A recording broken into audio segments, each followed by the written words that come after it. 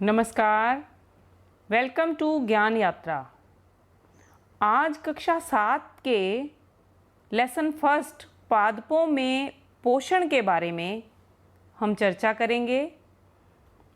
हमें जब जब ऊर्जा की आवश्यकता होती है तब तब हम भोजन खाते हैं। कार्बोहाइड्रेट, प्रोटीन, वसा, विटामिन व खनिज भोजन के घटक हैं जिन्हें पोषक कहा जाता है। पोषक पदार्थों से सजीवों की शारीरिक संरचना बनती है, उनकी वृद्धि होती है तथा क्षतिग्रस्त भागों का सही रखरखाव होता है।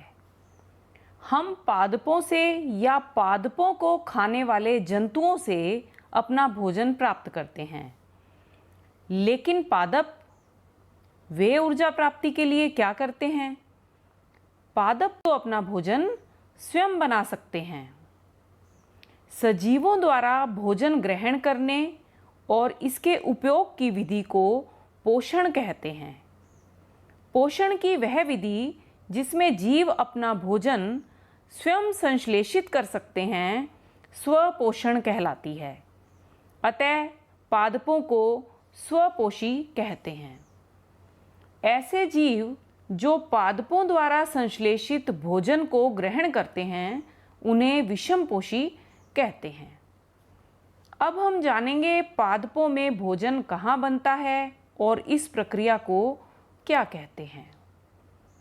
पौधों की हरी पत्तियां ही भोजन बनाने की फैक्ट्रियां होती हैं। पत्तियों में उपस्थित हरा वर्णक क्लोरोफिल या पर्णहरित कहलाता है।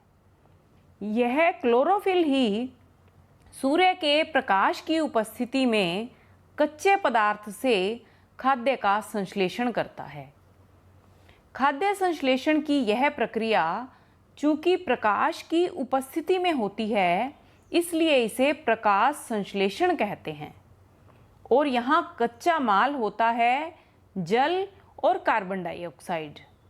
यानी प्रकाश संश्लेषण के लिए पर्णहरित, प्रकाश, जल और कार्बन डाइऑक्साइड इन चारों का होना आवश्यक होता है। जल और कार्बन डाइऑक्साइड कैसे भोजन बनाने की फैक्ट्री तक, मतलब पत्तियों तक कैसे पहुंचते हैं? जल पौधे के मूल तंत्र यानी जड़ द्वारा अवशोषित किया जाता है। संवहन ऊतक के जाइलम द्वारा यह तने से होता हुआ पत्तियों तक पहुंच जाता है। और कार्बन डाइऑक्साइड, इसे जल की तरह लंबी दूरी तय नहीं करनी पड़ती। पत्तियों की सतह पर सूक्ष्म रंध्र होते हैं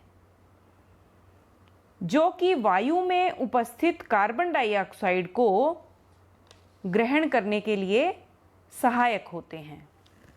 जल और कार्बन डाइऑक्साइड पत्तियों तक पहुंच गए, पर्णहरित पत्तियों में उपस्थित है। सूर्य का प्रकाश दिन में पौधों को मिल जाता है।